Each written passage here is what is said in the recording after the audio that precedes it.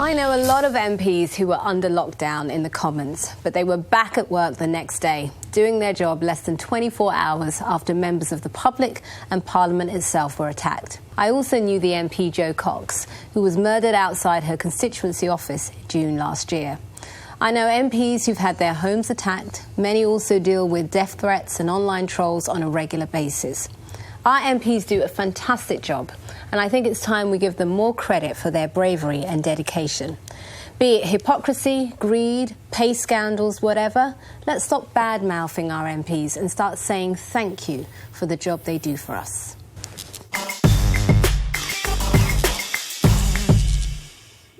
Totally and utterly agree with you. I think, and this is not unusual. MPs are regularly at the heart of terror and have been for decades. The Brighton bomb when the IRA was around, Norman Tebbit, and more recently Jo Cox. And it's and I just think what's happened in the past couple of years, with social media or whatever, the abuse they're getting is appalling. If I was an MP, if I was especially a female MP in the Commons today, I would find it very, very hard to go on because it is appalling what happens. I even noticed it on Twitter yesterday. We're having a go, but we look at Tobias Ellwood, what he did yesterday. I mean, my heart, I thought my heart was going to burst. And you kind of. We could all see that poor policeman had died, but what he was doing to try and save him, he was covered in blood. His suit was covered in blood. Ran into the face of danger. And he ran there and he didn't care. He just was going to do what he had to do.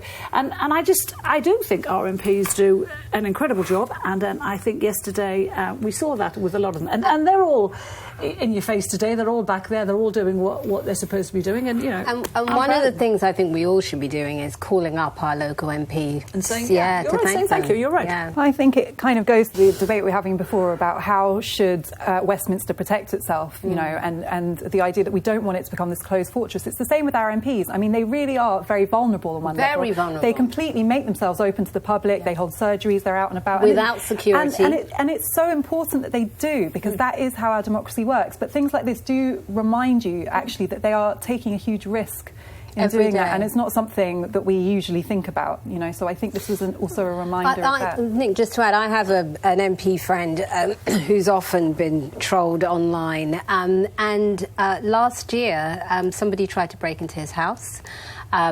They managed to get in, and thank God the police came in time, and so he now has bomb-proof windows, and his children have to have somebody to keep an eye on them because the kids were in the house when it happened. Well, of course, all of that is absolutely wrong, and what you've said is right, but let's just wind it back a little bit. I mean, not all of the ones who are currently serving, but they were the authors of the lack of respect in which we viewed them. If you go back to that appalling expenses scandal. Now, I know many of those have subsequently gone, and indeed some of them have faced criminal charges, but the reason that they dropped so badly in public esteem was because, in some instances, not all, they were crooks. But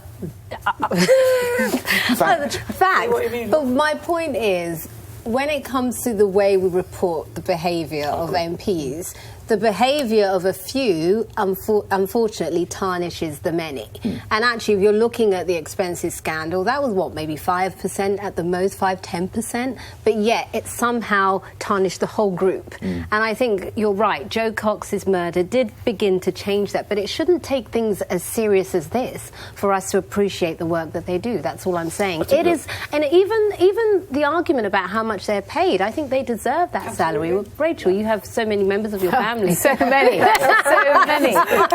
Multiple When MP are you relations. You mentioned your brother got caught up in it yesterday. How's that affected your family? Joe really was arriving just as the attack was taking place, and my mother is anxious at the best of times, didn't have a happy afternoon. No.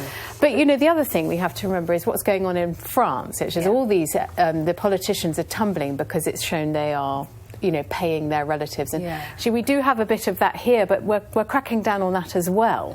I think that after the next election, 150 MPs actually employ their own nearest and dearest, their wives and their daughters and their sons as parliamentary assistants and office managers.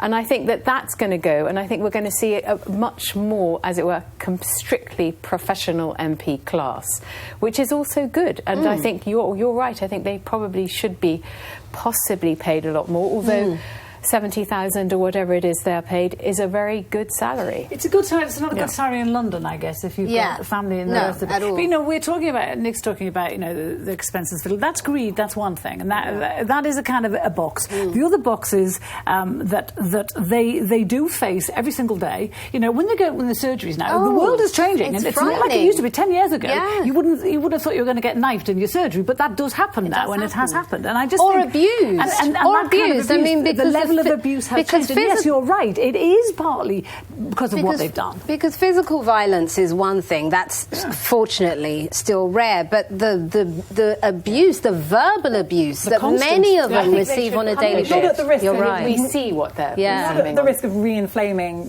the whole row we've been having today. Don't talk about the war. It's funny you should say that. No, because Carol, I'm listening to you talking about the threat that our MPs face, with which I completely agree, and it's making me think, why have you singled out this incident as this act of war when the fact is that all kinds of people who, for whatever reason, criminal, deranged, unstable, are attacking MPs physically and on social media, and these are all attacks. You seem to not accept that we are under a massive threat. It's like you're not denying that, Carol. Not seeing it. And what I'm saying is, I think if you've listened to what I'm saying, I haven't denied that. One moment. I have a clip of what happened yesterday in Westminster when it was announced that they had been attacked. Inside Parliament, 2 hours after Prime Minister's questions, a clerk ran into the chamber with the news. I am now going to suspend the sitting of the House. This House is now suspended, but please wait here. MPs and parliamentary staff gathered in Central Lobby, where an armed officer struck an incongruous figure. They filled ancient Westminster Hall, checking their phones for information as the lockdown continued. Yeah. It was just a plea for me to have some context here. There are different threats against our public servants, all of which I think we should take extremely seriously. Yeah. And I think we should look at it in the round, and we shouldn't overreact about any single one of them, but we should take them all seriously and respect the people who face them and work out, based on a rational, evidence-based approach, what we can do to prevent them. Of course, but for me, the reason why I wanted to talk about this particular issue is I think we have to start really what the Americans do very well is they respect everything that Washington stands for. Obviously, Donald Trump is not doing a great job of maintaining that at the moment. But I think we actually, as a country, need to respect the symbol of Westminster much more and value what our MPs do on a daily basis. It's too easy to abuse MPs. I think this is a better crop. A much, much better crop than they were 6, 7, 8 years ago. I would agree with the comparison, though. I mean, draining the swamp, it didn't sound to me like Americans were feeling at their most respectful. Yeah, but look at who was Washington. But look at who was saying that. People hate Trump because he seems to be defiling what their government stands for, which is a respectable institution we ought to have for the most part. Yeah.